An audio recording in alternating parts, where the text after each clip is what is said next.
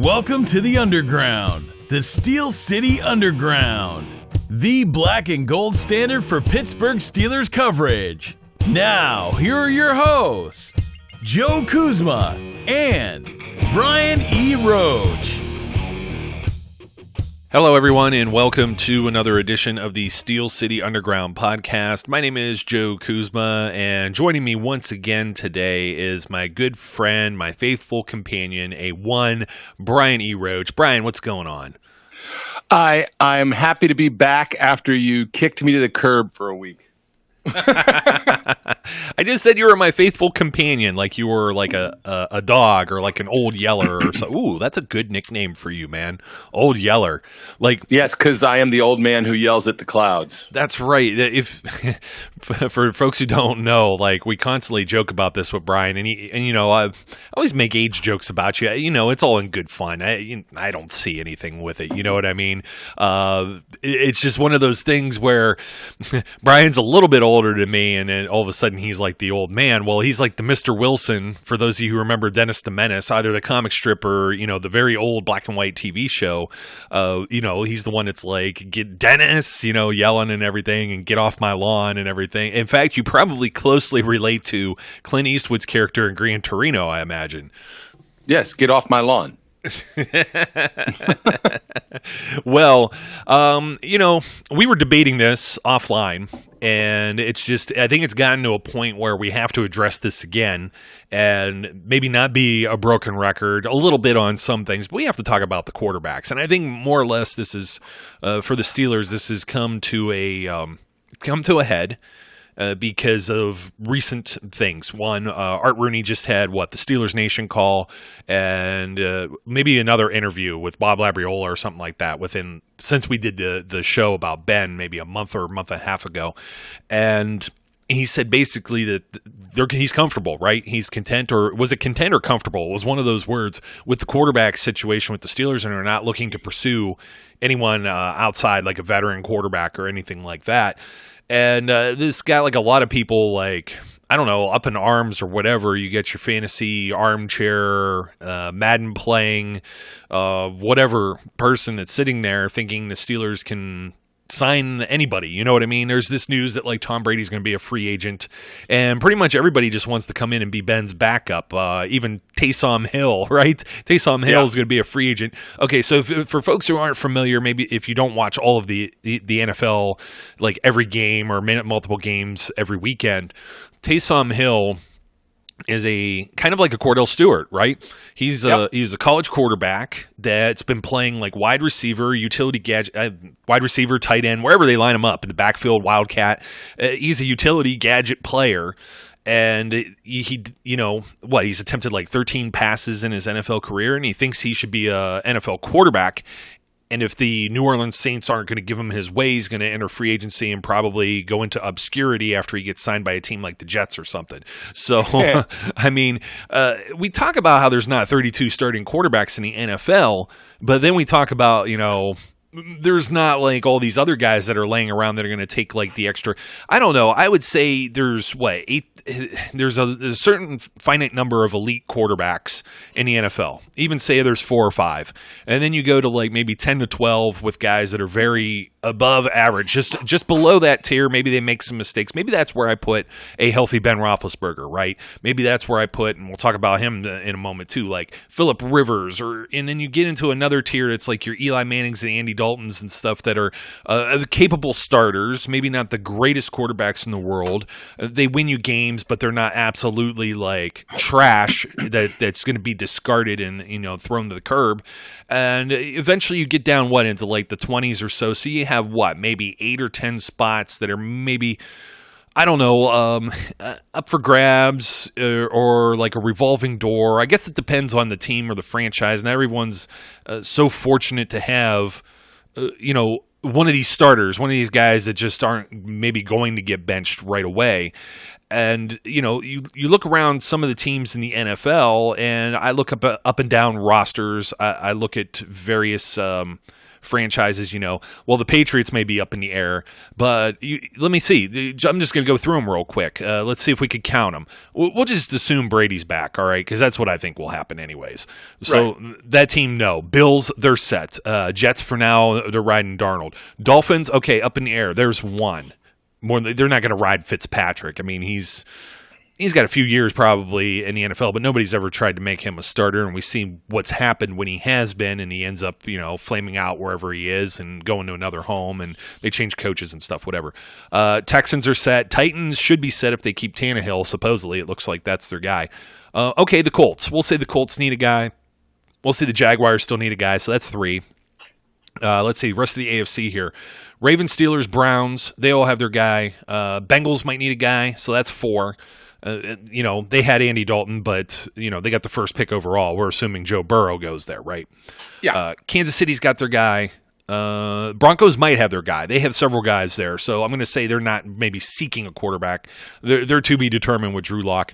Raiders, who knows what Gruden's going to do, but they have a guy. Chargers no longer have their guy, so 5. Eagles have their guy. Cowboys should have their guy. Giants just got a guy. Redskins just got a guy. Saints sort of have a guy with Drew Brees. That's up in the air, but we'll say they do. Falcons definitely have Matt Ryan. Buccaneers, we'll see what happens with Jameis Winston. That could be a possible 6, and the same with the Panthers, maybe a possible 7. Cam Newton, injury history, some talk about whether he gets released or whatever, but even as we're going through this pool, and I'd say I'm up to 7, several of these guys of this 7 are just going to float to one of these other teams and become their guy. You know what I mean? Right. Yeah, so even then, Packers got their guy. Vikings, I believe, have their guy. Bears, who knows? They just invested a draft pick in their guy, so we'll see. Lions have their guy. 49ers, Seahawks, Rams, Cardinals, all set. So 7 or 8. That was pretty good off the top of my head. What is that? Like a quarter of the league, right? That might be in turmoil. Yeah. That might be in turmoil. Various reasons, organizational changes, general managers, coaches, offensive line sucks, or they don't have like skill players and things of that nature. So the reason I'm like wrapping my arms around this is that let's bring up Phillip Rivers, Brian. Before you get to Phillip Rivers, Go ahead. I just got to make a comment about one of the teams that you said should have their guy. Should have their guy. That would be those Dallas Cowboys. Should have their guy. But what if Dak wants $40 million a year?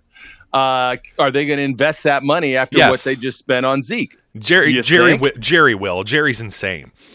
Well, the reports being that they had a deal nearly done, and then he asked for more money, and they went, and it didn't happen. I don't know that they will. I'm not saying I think I'd say it's 99% likely a deal gets done there. But you never know, because as you just said, Jerry's crazy. Well, even if they have their guy, okay, so the worst case scenario. And what has he won? Let's remember that. What has he won to determine that he needs $40 million a year? When they have, and we both know, being Ohio State fans, when Zeke's on the field, that team's completely different. And when he's not, they're not. And they put a lot of money into that offensive line. They had, a very good offensive line that kind of went into turmoil. Travis Frederick, I believe the center's name. I always screw them up. I know their last names and first initial because I see so many stats and I never see the guy's first name. So if I butcher the first name, I think I get a pass at least. But regardless, Dak will go somewhere. So it's still that number 8 flexible. That number could actually be as 4 or 5 and maybe even 3 at times. Sure, absolutely. And there's always the next shiny toy that's going to come out with the NFL draft and stuff. But I want to mention Phillip Rivers in particular because he's a guy who came out in the draft at the same time. And I think a lot of people are already on the reason we're bringing all of these things up is not only what Rooney had said, Mr. Rooney, but Ben's been hurt. Ben makes a lot of money. Everybody's looking at the Steelers have no salary cap room. How can we make some money? Well, Ben better restructure or get rid of this guy. And it's you still take, what was it, 16, 17 million dead cap space. You get half of his money back. So it's almost double. I think it's in the 30 million range of whatever he's valued at this year. I could look it up. I might, just for the sake of, accuracy here. But, it's immediately Phillip Rivers is available. We saw the quarterback problems that the Steelers had last season, which I don't know was entirely attributed just to the quarterbacks, but it's a big part of it, and I think there's more outside extenuating circumstances, these other factors that played into that as well as to, their success and or failure, that being Mason Rudolph and Duck Hodges. And you know what, I'm gonna table that for a second because that's, that part of it is why people are all of a sudden sign Teddy Bridgewater, sign Phillip Rivers, and number one, the Steelers got no money.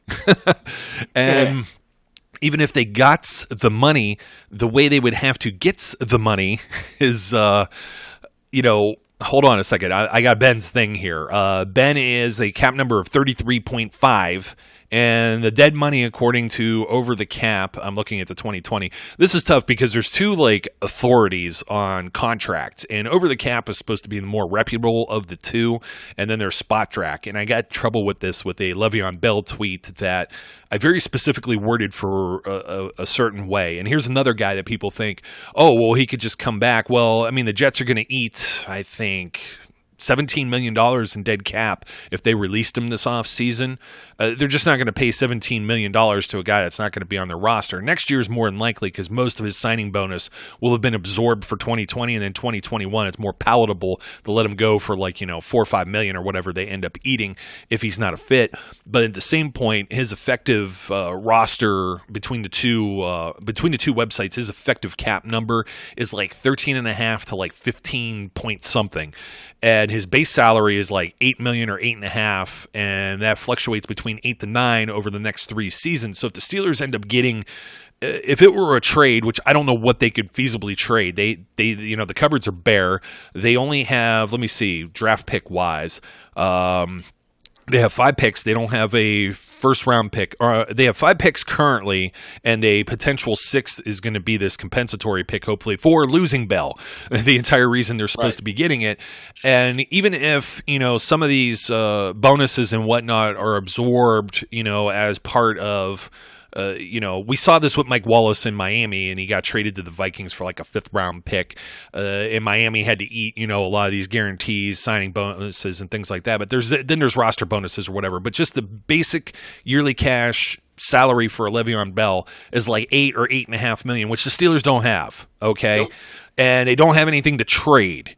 So it's you can't make these magic moves. Well, going back to quarterbacks, and that's the reason why I wanted to bring up Bell, because it gives you a nice baseline of what the Steelers don't have.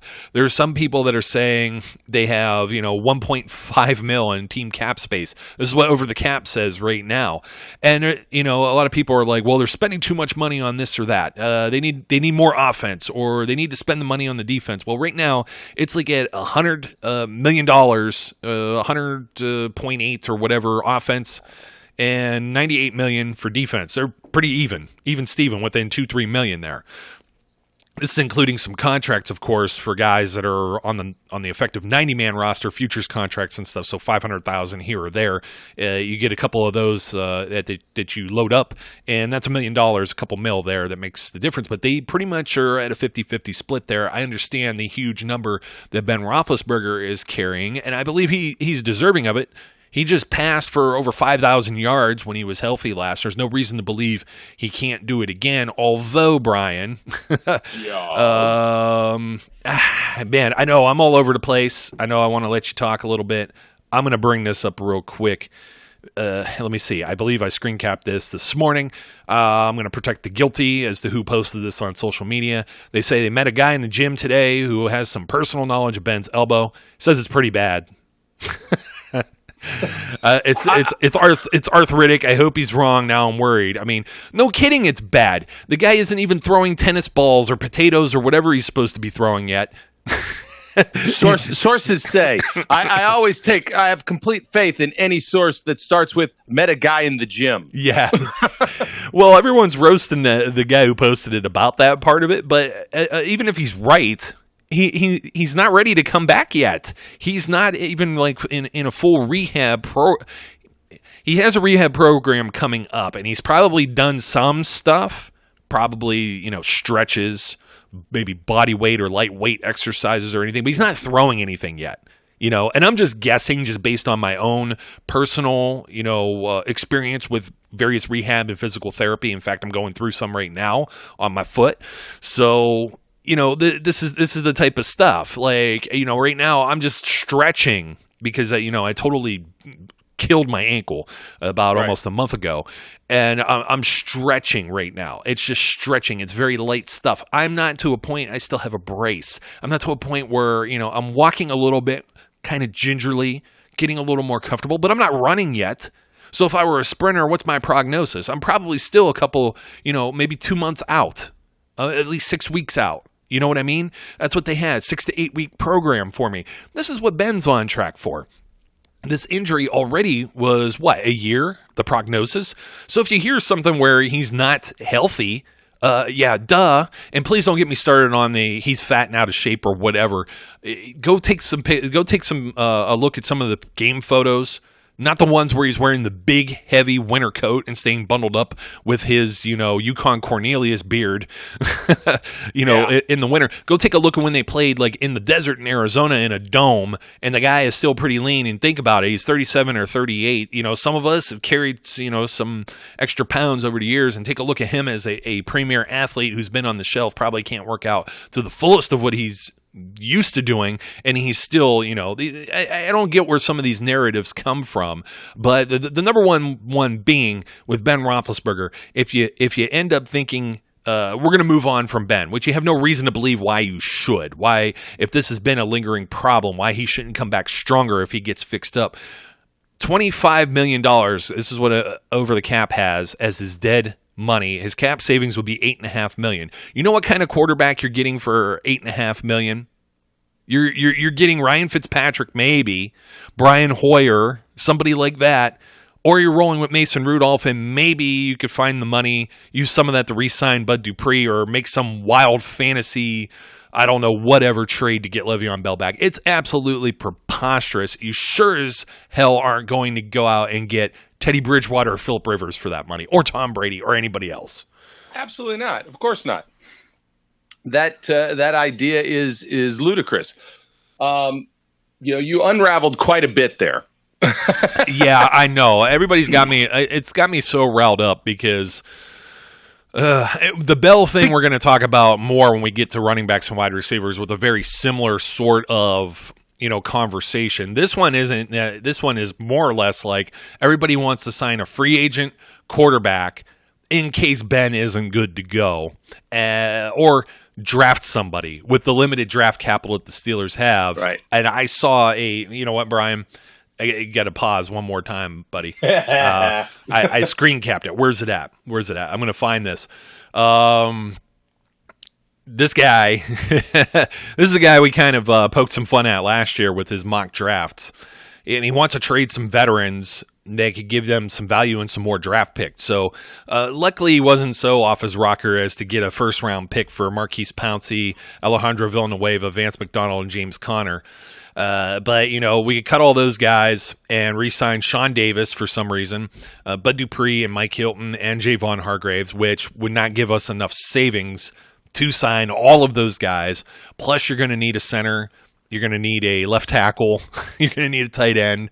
You're going to need a running back. Well, he kind of solves this by drafting 2 tight ends. Somehow Thaddeus Moss, he believes, will be a third rounder. They're going to draft 2 quarterbacks as well. I'm not even going to get into all of this. And also 2 more wide receivers, running back, and then a lonely outside linebacker. No offensive lineman, though. So apparently, the restricted free agents being Matt Filer and Zach Banner and then B.J. Finney.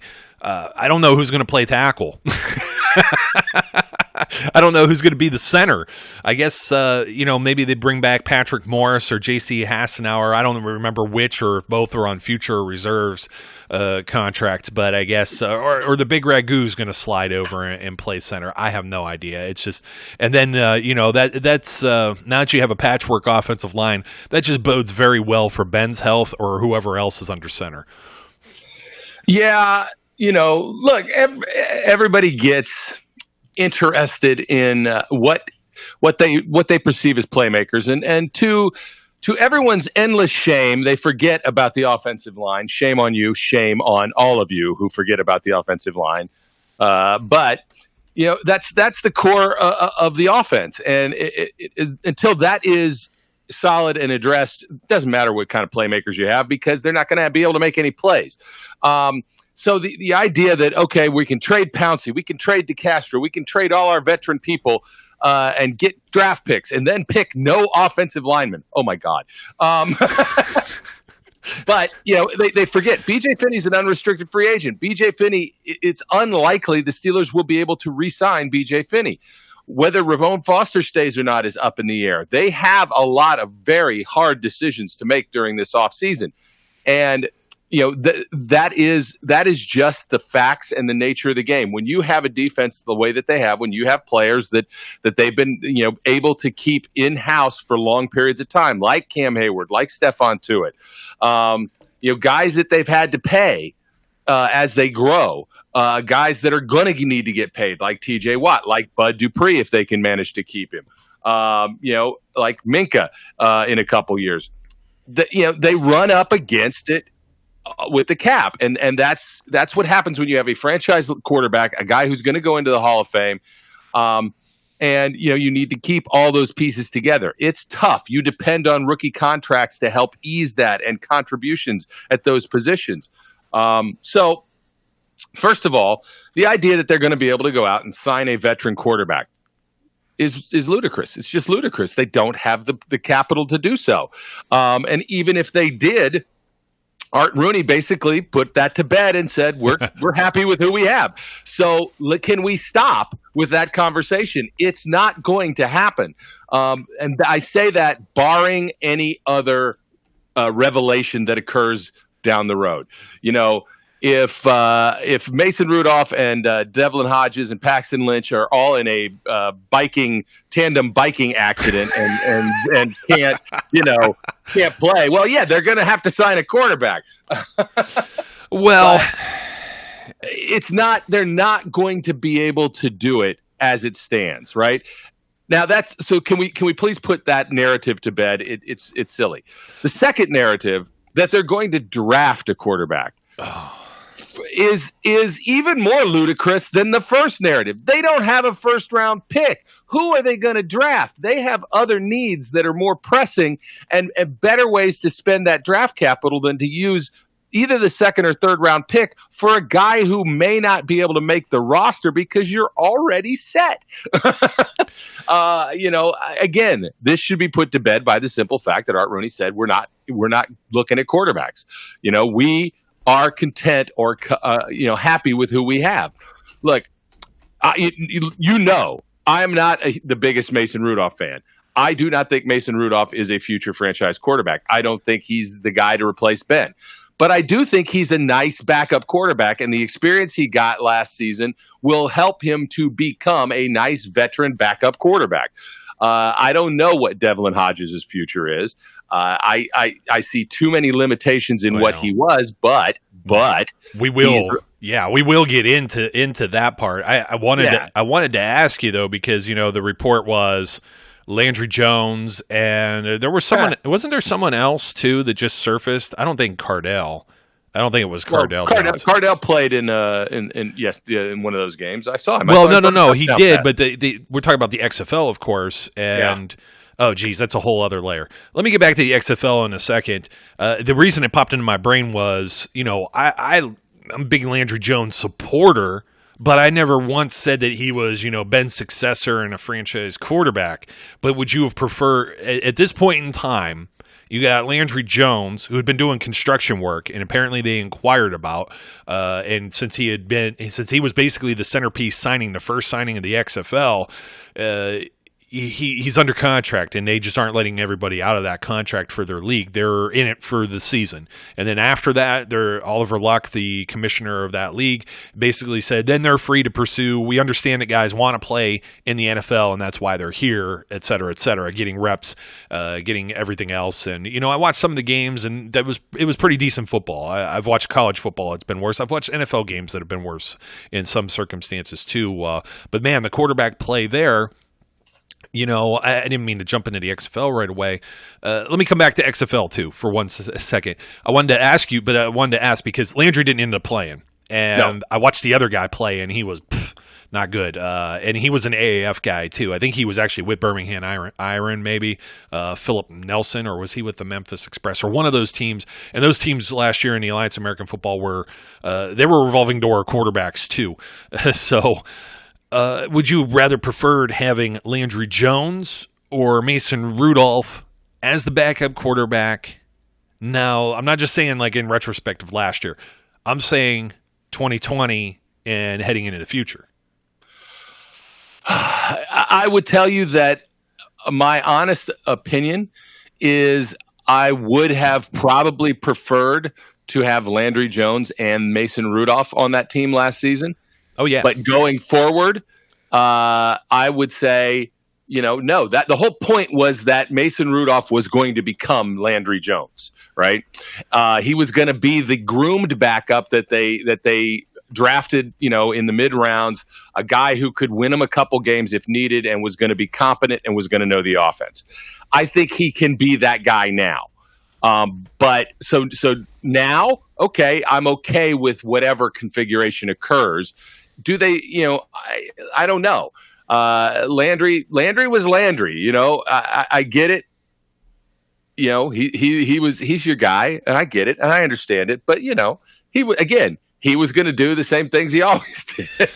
Well, yeah, that's the thing, too. He came in. I was just thinking about this the other day, and actually somebody else brought it up, believe it or not. And they were talking about how he came in for Vic and won that Cardinals game. He came in for Ben and ended up, keeping the ship afloat and winning against the Raiders. Nearly beat the Patriots at home.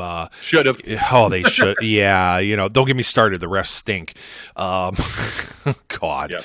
And Jesse caught it, which is a completely different game, but the same, scenario. Another thing wasn't the one with Landry. Was that Ladarius Green, like phantom pass interference call? Maybe. Yes. Yeah, I think so. Man, or no, it was a phantom hold. There was a phantom holding call. It took a TD off the board right before halftime.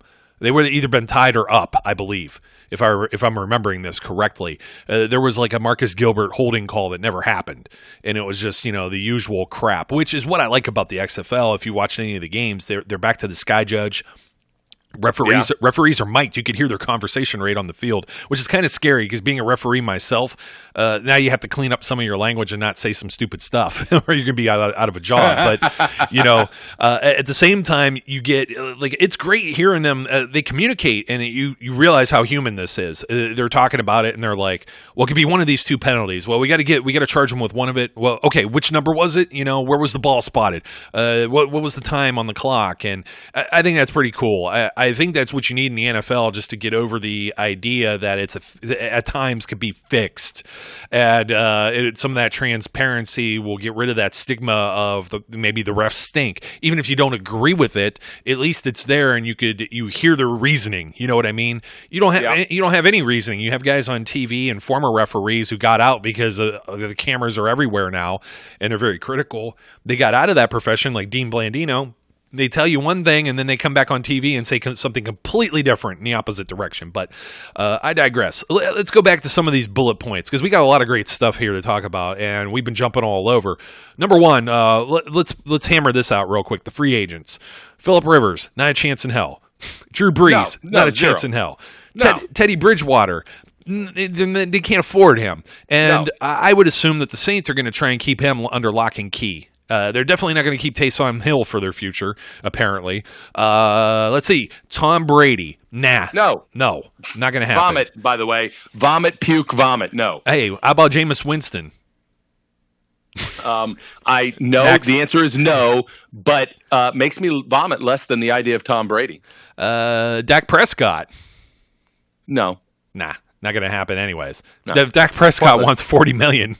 Yeah. He wants more than what we shouldn't be paying Ben what he's been paying. What's he ever done to really earn that? Blah, blah, blah. Yeah, and here, let's give this guy $7 million more than what Ben's making. Ryan Tannehill, you know what? I don't know if he's a Cinderella story, but the Titans would be crazy to let him leave the building. Case Keenum might be available, Brian. There's a guy. You're gonna sign him, either be a backup. So here's another situation. Do you want to pay a Case Keenum and get rid of a Duck Hodges or Mason Rudolph, or we haven't even gotten into Paxton Lynch and JT Barrett that are on the roster, even though on the lower end of that, we're going to talk about that towards the end of this show too. But Case Keenum, I mean, even make a fine backup, but whether they don't have the money to have that luxury, and they've been developing young quarterbacks, 2 of them now last year that got playing time and got experience. Why would you bring this guy in and wreck all that and wreck their development? This is the entire reason we talked about this, that Matt Canada's there now. They did not have a quarterback coach last year, and I think that's one thing that changes as we'll talk about, Mason and Duck and Paxton and everybody else, Lions and Tigers and Bears, oh my. But this is the whole reason. You don't want these veteran quarterbacks. That's the reason why Art Rooney's saying this.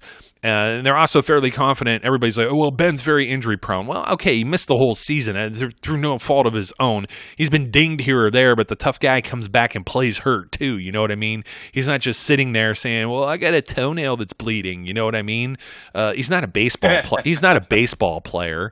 So I'm going to throw some shade. I had made a comment about pitchers and catchers reporting. And if you're a Pirates fan, there isn't much to usually look forward to with that. My cousin would be mad at that. He's a huge Buccos fan. But anyways, so that gets rid of the free agents. Let's talk about rookies in the draft.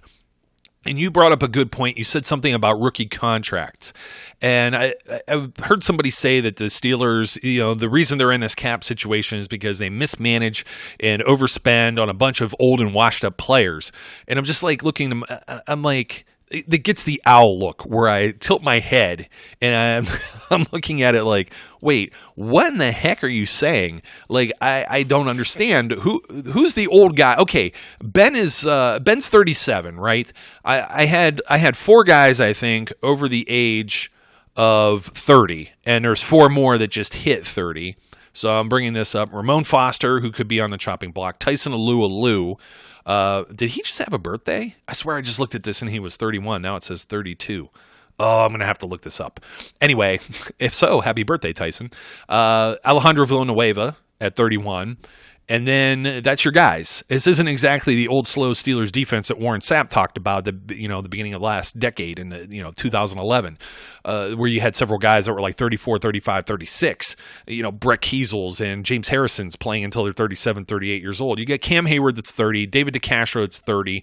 These are guys on both sides of the lines that are capable of playing probably through their mid 30s. Joe Hayden's 30. I get it. He's under just a 2-year contract. He's got another year on it, and we'll see how that goes. Marquise Pouncey, I don't think he's necessarily giving it up, but everybody's talking about offensive line. Oh, a lot of the problems with offensive line was having to block more guys and you had hats to put on hats. When you put 8 guys in the box to shut down and force the quarterbacks to make plays and they can't, that's what happens. I'm not necessarily going to knock the offensive line. They didn't give up all that many sacks either, and I know they gave up more than usual, but that's also guys holding on to the ball too long in the case of Mason and or Duck. So, they kind of did it to themselves.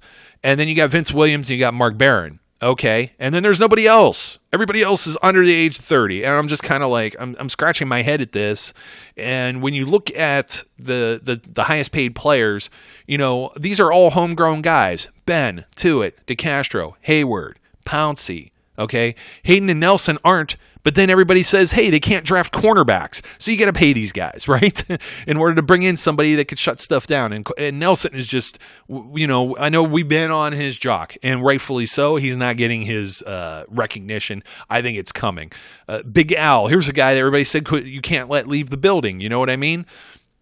You go down this roster, and like the 10th highest paid player is Devin Bush, a first-round draft pick. Hello, and then like 12th or somewhere in the whereabouts, and this has to deal with average salary, et cetera. But the point being, Minkah Fitzpatrick is somewhere in this mix. Terrell Edmonds is somewhere in this mix. The first round draft picks have a certain kind of pay scale to where it falls, that they're making like some type of chunk that's comparable to other guys that are around the league. It's not as high, and you're getting a little bit of savings, but let's not pretend like these guys aren't making money. You go and cut somebody else and you have a little bit of pocket change now. Oh, I returned this item to Walmart. I have a little bit of extra money in my wallet, but I still don't have enough to get the nicer item. And okay, well, I'm just going to pick this off the shelf or whatever. I mean, you get guys like I understand. Here's the top quarterback salaries, and everybody's making a big ho hum over Ben being like second to Jared Goff, Kirk Cousins, Russell Wilson, Jimmy G, Matt Ryan, Joe Flacco. Which I don't know the situation there, but I would tend to think if they could save money, that's going to go by the wayside. Nick Foles. This is what you got to pay to have Joe Flacco as your quarterback. 23. 0.6 as his cap value. Nick Foles is 21.8, almost 22 million. That's more than Aaron Rodgers has a cap charge for this year, but Aaron Rodgers has a large contract too. Jacoby Brissett at 21.5, as is Derek Carr. Alex Smith still on the docket there, even though he had that tragic, really bad injury to his leg. Matt Stafford 21.3, Cam Newton 21.1, Carson Wentz 18.6, Andy Dalton 17.7, Drew Brees had a lower number 15.9. Probably some prorated things and some cap magic going on there. Then you get into like Baker Mayfield almost at 9 million, Sam Darnold at 8.2, Ryan Fitzpatrick, as we said, 8 million. If you're taking it, got Kyler Murray's almost at 8. It's just crazy. Tyrod Taylor is at 7.5 with the Chargers. What are you going to do? These contracts, this is what you have to pay a quarterback. Okay, you got to pay what Ben's making or earning right now in order to have a guy of Ben's caliber. Otherwise, you're just going right back to, do you remember the way it was with Michael Vick or Byron Leftwich or Charlie Batch? I'm sorry, people, go look at the Charlie Batch games where he actually was a starter. I'm not talking about coming in at halftime for Ben or playing a fourth quarter after the game's in hand. He's very mixed, 50-50, kind of in the middle of the road guy, just like a Landry Jones was, or just like, Byron Leftwich coming off of the bench. Michael Vick, I don't think he had a grasp of the offense. I think Todd Haley's offense was not only complicated, but Michael Vick was also in the twilight of his career. And, he was signed because they didn't trust Landry Jones. And then you see what you got there. The offense struggled just as bad as it did last year when they had Michael Vick in there. These are the things that you're looking at when you're looking at a free agent quarterback. If you're looking at rookies, and we pulled this up, Steelers don't have a first-round draft pick. And in order to get into the first round, where we've already seen a mock draft, CBS Sports, Ryan Wilson put one out this morning with 5 quarterbacks going in the first round, which, I could get more involved in the draft thing, Brian, but I don't know. It doesn't feel to me like this is the same draft class that had, Mayfield, Darnold, both of the Joshes and Lamar Jackson. It just, I don't feel it, but it's still early in the process, and when it's early in the process, everybody gets a boner over quarterbacks. This is true, and they haven't even had any workouts or anything yet. Everyone thinks Joe Burrow's going number 1.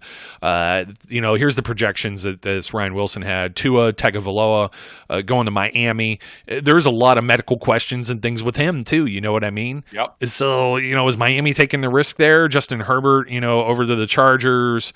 What else did we see? We saw one that was crazy in here. I'm trying to find it. Jordan Love to Tampa. Maybe if they don't keep Jameis Winston around, or if they do on a short term, who knows? And then there was Jacob Eason, first round pick of the Minnesota Vikings, and I'm kind of like, the logic here is that Kirk Cousins has 1 year left on his current deal, and it's like Kirk Cousins just had a good season and they made the playoffs. So you're going to move into the unknown with the 5th quarterback taken in the draft using your first round pick. This is kind of like when they put Mason into the first round conversation too. Yeah. Where are the Steelers the Steelers don't fall into any of that. And then, as I just said, I just named all the guys that have been drafted in the first round the last few years, and they're all making 8 or 9 million. So, okay, you move on from Ben, you get that money. You either got to roll with Mason Rudolph or Duck, or else that money goes to another quarterback. It's Ryan Fitzpatrick, or a guy that's never taken a snap in the NFL, and it may not be any good. Yeah, look, there's going to come a time when Ben is in fact gone, and the Steelers are going to have, if not one, maybe multiple down years. It's just the way it's going to go. I think they remain competitive because of the level of their defense. I think they remain competitive because this is a consistent organization. But they are probably going to have a very tough time until they find the next quarterback. maybe Mason Rudolph is the stopgap. Maybe he is this generation's Kent Graham or Mark Malone or any of the other nameless faces that took us between Terry Bradshaw and someone who I won't talk about. And then from that guy to Cordell, and then from that guy to Tommy Gunn, none of whom were franchise quarterbacks, by the way, till we finally got a franchise quarterback in Ben Roethlisberger. It just the very nature of the beast tells you there are not going to be franchise quarterbacks in every draft. They simply don't exist. There are guys that could project to be one, but you never know until you get them there. It just is the way that things pan out. And sure, they could find a diamond in the rough down the road that turns into a guy. But it's just going to be a tough road to hoe. And they're not going to do it this year in this draft in the second round. Again, there is a very limited amount of quarterback draft capital, in my view, in this draft. You get past Joe Burrow and Tua, and that's only if Tua is healthy and passes all of his physicals. And I don't know that there's a guy that you really, truly, honestly think is a franchise level guy or even come on an ongoing starter. I just don't. Jake Fromm and Jalen Hurts. Everyone's been drafted. These guys are going to be great. Jalen Hurts is going to be Lamar Jackson for the Steelers. Pre-draft.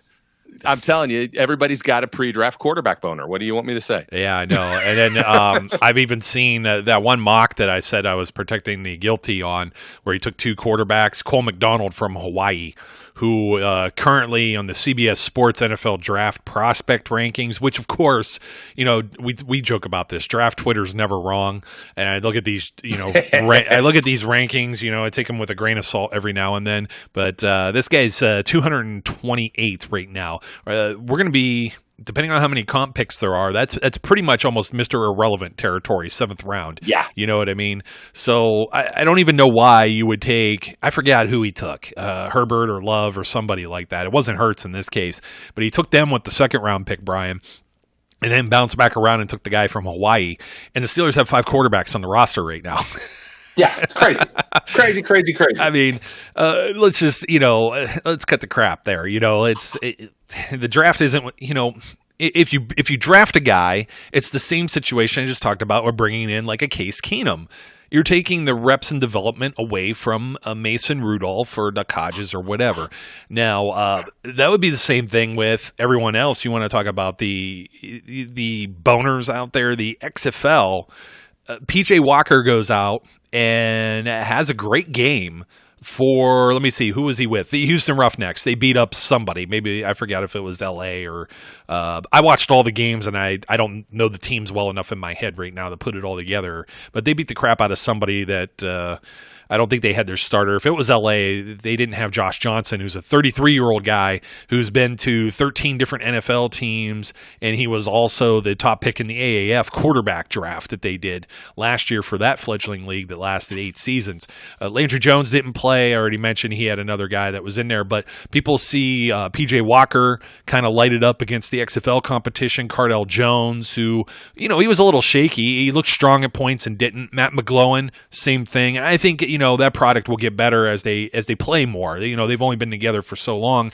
We talk about September football, being pretty weak with the NFL and an extension of the preseason. That's kind of where we're at with the XFL at this point, as they try and find, this guy is one of our starters. Maybe this guy isn't. We got to try something else, whatever.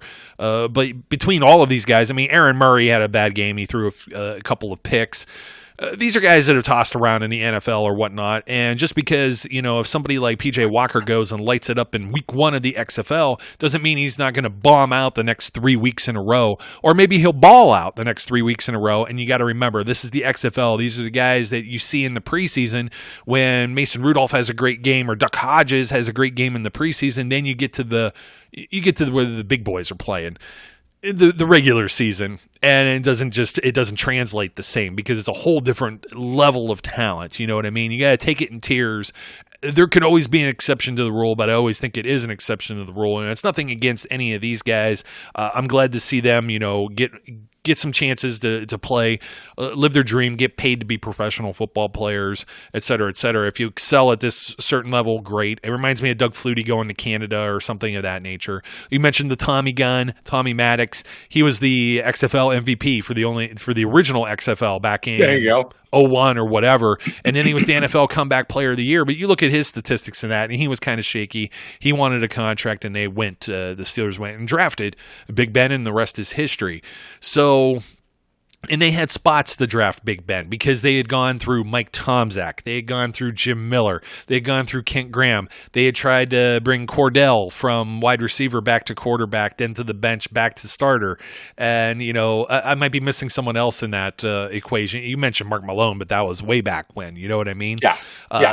Terry Hanratty, if you want to go way back, you know what I mean? It's like... Bubby, Johnny Blood McNally. Yeah, well, I don't want to go that far back. That is probably way too far, anyways. But Bubby Brister in the dark ages and whatnot. It just, you're not going to get a guy from the XFL, and I don't know that I want a guy at all. And this goes to the Mr. Rooney saying hey, everything, I like the way this looks, basically. And I have to agree with him. You take a look at the guys that are on the roster right now. You have a future Hall of Famer in Ben Roethlisberger that may come back with a stronger arm than ever. We mentioned before, if he has a noodle, then okay, so the Steelers are going to suck, or you're going to get more time for the guys that are the younger guys that you're going to need to develop, like Mason Rudolph or Duck Hodges, provided those are the two guys. We'll just say that for now, since they were the guys on the roster to end the season. I understand Paxton Lynch was too. We'll talk about him in a moment as well. As a former first-round pick, he has some pedigree there. And, the professor in the back rooms brought up some good points, and we'll bring those up too, but I wanted to bring up a couple of the things that are different here. You're going to go into training camp. You got to get Ben back up to speed, but there's some things that are different, and there's some things that were maybe detrimental to the development and progress of a Mason Rudolph and a Duck Hodges. The least of all being a bunch of guys were hurt. You didn't have Marquise Pouncey all the time, suspended, whatnot. Ramon Foster missed some games. Offensive line struggled there, number one. Number two, they didn't have James Conner a lot for, what did Conner play, 10 games, or was that Juju that played 10? They both missed significant time, and they were Pro Bowl guys. I know the Pro Bowl is yuck, tongue-in-cheek, but they were still selected there based on their performances in the 2018 season. So when you don't have those top-flight guys and you're throwing to Deion Kane or Kareth, do I got it right? Kareth White? You're handing the ball off to him in the backfield, or a rookie even in Benny Snell who could take the leap in year two. It's a complete drop-off, and it's a drop-off from what you're expecting the year before when Ben is throwing to Antonio Brown and when they had Le'Veon Bell and all the killer bees there on the field. So you go into camp, and Mason Rudolph is what? He's not the backup quarterback last year going into camp. He's competing for those reps in that spot with Josh Dobbs, another guy who was drafted and being developed, and who was ahead of him on the depth chart. So Mason was the 3 for all of his rookie year. So he had to compete and get this spot. He wins this spot. Duck Hodges doesn't even make the roster. A lot of people, like you said, you get your camp phenoms.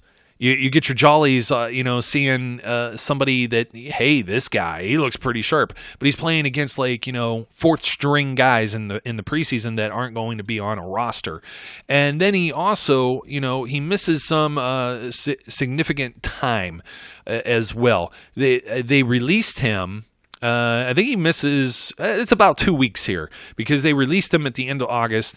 They trade Josh Dobbs on September 9th. And then they sign him to Devlin Hodges to the practice squad on the 10th. And then you go another 6 days and they promote Devlin Hodges, Duck Hodges, from the practice squad to the active roster when Ben Roethlisberger is put on IR. And there were some questions I had about that too, because this was the thing I was talking about with the professor, was why don't they just make the jump and go get Paxton Lynch immediately? Well, you're into a situation where Mason is now the starter. Who's your backup? Yeah. And you just gotten rid of the guy that was your QB3 literally 7 days earlier in a trade. So Dobbs is out of there. who can we bring in real quick that knows the system and can play? Landry Jones is under contract with the XFL. You can't bring him in. So even them looking at Landry was the same way they looked at Vic when Landry was that QB3 or QB2. They looked at it as Mason is inexperienced. We'd rather have somebody in here who has some reps. It was, trial by fire. There were a lot of other things. With Mason, I think, it's a development thing.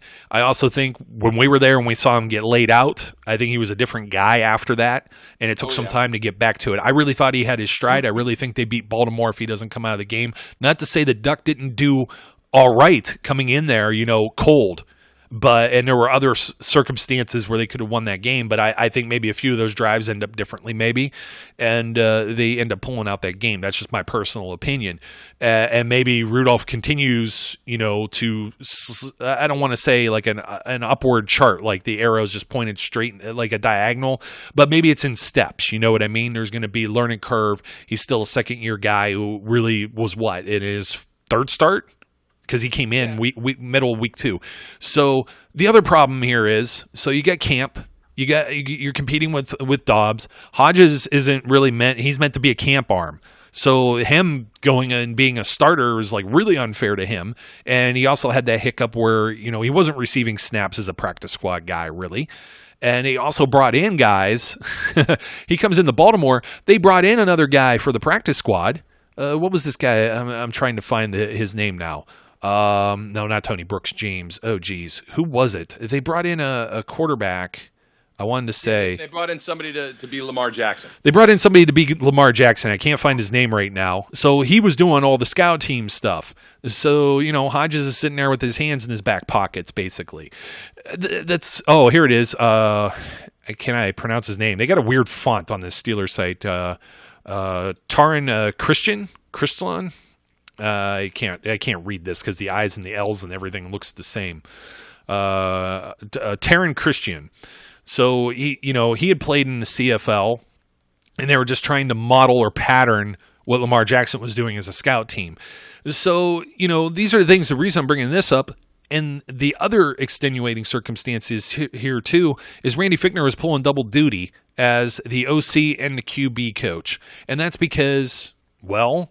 Did you really need a QB coach with Ben Roethlisberger? I'm sure that's what they were thinking. They were thinking he could do both things. And I think they found out that they need somebody in that position, and they went out and hired Matt Canada to be a quarterback coach and to help develop these guys. It was complete disarray, aside from the fact that they lost Darryl Drake and Ray Sherman had to go from just being a guy visiting at camp to an interim wide receivers coach. I think that was a change of pace too when it came to the receivers that are catching the balls from these quarterbacks, and then you don't have a quarterback coach on top of it. It's just it's kind of, and then you lose your quarterback. It's a recipe for disaster.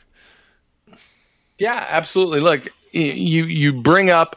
The point I want to address that you brought up is the difference between Landry post getting knocked out and after getting knocked out, getting knocked out. Mason. Yeah, Mason. Well, Landry Mason, same guy. Almost body and spirit. Almost. Yep.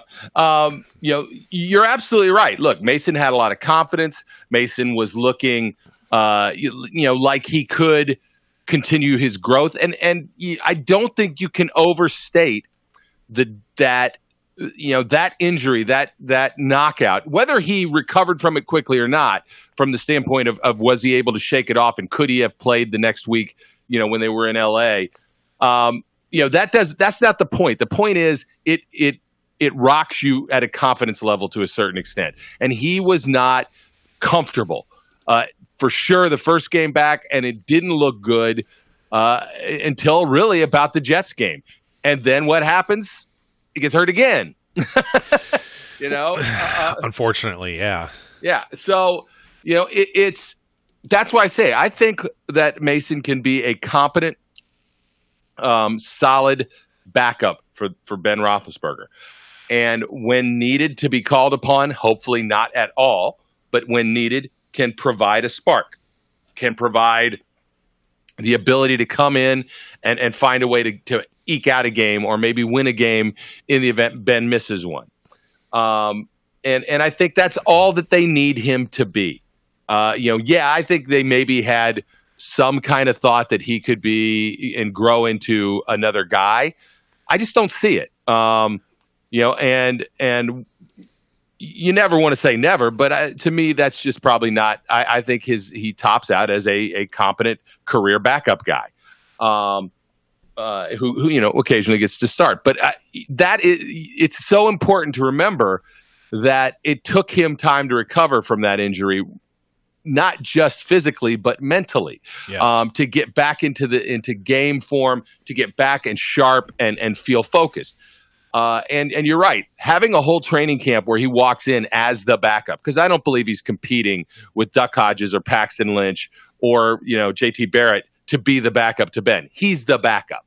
And to walk into training camp as that guy, knowing he's that guy, getting those reps, I think it's a better situation. And we, again, could see some stability and growth there. It's why I think they should feel comfortable with where they're at, based on, yes, there's a little bit of optimistic hope in being comfortable with where you're at, in the sense that you're hoping Ben comes back and is strong and is the guy he was when he threw for 5,000 yards, as opposed to, as you said, noodle arm Peyton Manning, who still won a Super Bowl, but nonetheless. Because of a great defense. Yes, absolutely. I hope that Ben comes back and is good to go. And if he doesn't, okay, guess what? You're not going to win right now. That's just the way it is. I'm sorry. Everybody still, like I said, everyone was ready to crown Mike Tomlin Coach of the Year, and I know that they stalled out at the end of the year. I think teams just realized, hey, we could just pressure these quarterbacks and force them to try and beat us. And they realized that Duck wasn't going to go in the middle of the field, and Mason was maybe not all there. I want to talk about another thing with that too. In season, what do we talk about? We talked about this I think when the schedule was released last year, Thursday night against Cleveland, which ended up with the Myles Garrett situation. But didn't we peg that as a loss right out the gate? You got to go they had to play the Rams in an afternoon game on Sunday, and then turn around and go up to Cleveland, play at Cleveland. And we said that even with Ben. Road teams, Thursday night games do not favor the road teams, usually. Yep. And, that's just something else to consider. And then I know Mason struggled when they went to the road on the road again to Cincinnati the following week. And Duck makes one big play with James Washington, and, the rest is history, and they eke out a victory there. So, it's just, it's one of those things. But then, Duck struggled. And then Mason came in and looked, sharp too, to save the day, and then he's out. So I think this offseason will be rather telling. Now, as far as what do you already have in the cupboards? We've kind of already mentioned, what Mason could be. I still think Mason, I still think maybe his floor could be an Andy Dalton who isn't afraid of contact and just throws the ball to ghosts or sees ghosts and throws it, to one of his teammates sitting on the bench, like a special teams guy or something, or somebody that isn't dressed. But, I look at, I don't know where Duck Hodges really stands. And part of my, our back and forth with all of us, and, I got to include the professor because this is, a lot of what he had to say. Was for me, I'm like, hey, they invested time in Duck Hodges, but their hand was kind of forced. This is a guy that has some experience playing, but does that mean it's good experience? And I kind of had to pull back from that. He was kind of right on that, and also in the same way of saying, hey, they signed Paxton Lynch, they have him there. If all these guys survive, they don't bring in a rookie or something like Duck Hodges was last year and say, hey, he has more upside. We already know what the other guy gives us. Cut him. You know what I mean? But if Paxton comes, he's got the big body frame. He's a guy that they obviously looked at in the draft process. They had scouted him. And, I had kind of forgotten the reason Paxton didn't really he was in Seattle for the preseason, and I think he got a concussion, and he just missed time, and he really wasn't there to compete. So he was waived during the final roster cuts. He wasn't healthy. He may have not been healthy to even pick up or work out or anything. Maybe Duck Hodges was just the easier sign just because he was in camp and had experience with the playbook and everything else like that. But now at least Lynch has been there. He's had the playbook in his hands. He has a taste for the organization. Presumably after getting called up from the practice squad, maybe he gets some extra reps and stuff in practice. There's not a lot to go around if you're not the starter, by the way. You just don't give snaps to anybody else just for the sake of giving snaps.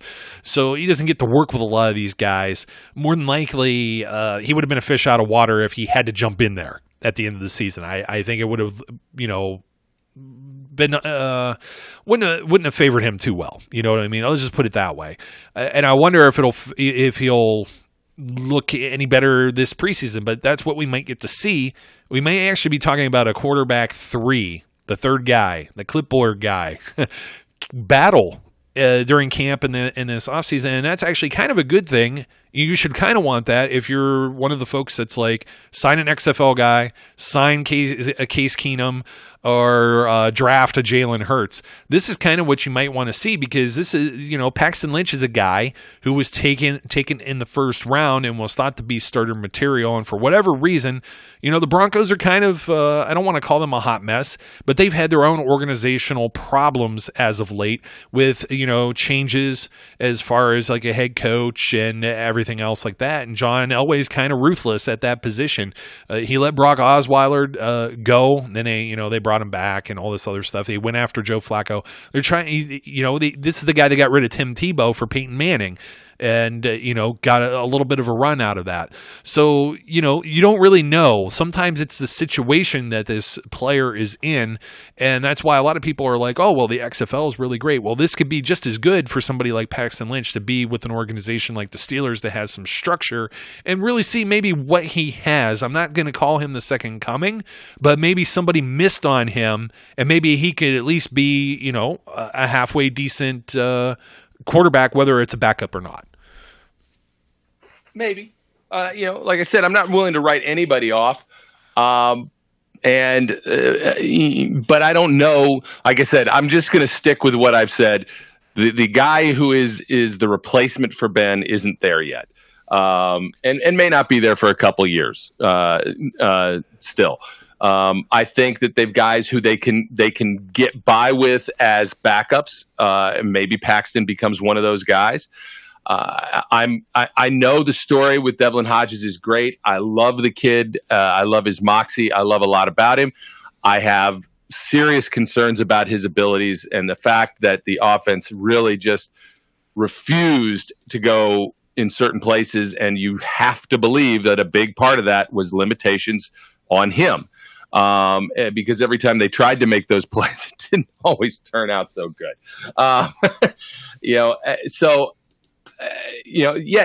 Look, the hope for next season is that Ben is healthy. If Ben is healthy, the offensive line gets better, the running backs get better, the receivers get better, just because you have a better quarterback playing football. People don't want to believe that's true, but it is true.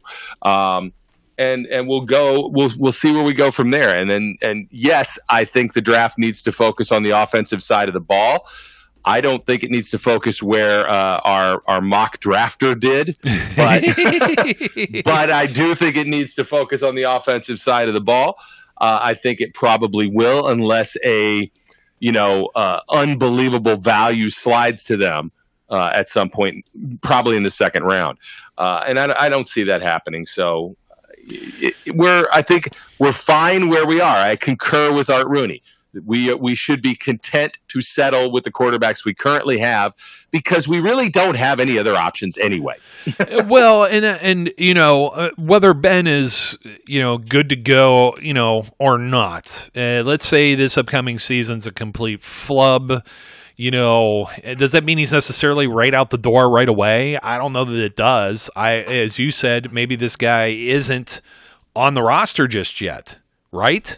So if his successor isn't there, well, Ben may be playing up until Mason Rudolph has a contract that goes up anyways, and they're going to have to look for another guy. So I don't get too bent out of shape over this. I understand this is a process, and I'm thinking more long term than short term. Right now, the window of expectation is they're probably going to be all in on trying to get Ben for a final run here in the next 2-3 years. That's my expectation, because then everybody else that I said that was pretty much 30-ish or, heading into there, these are guys that are going to be much older and probably on the backside of their career, if not starting to retire. So you're going to be looking at an entirely different franchise when you get to that point.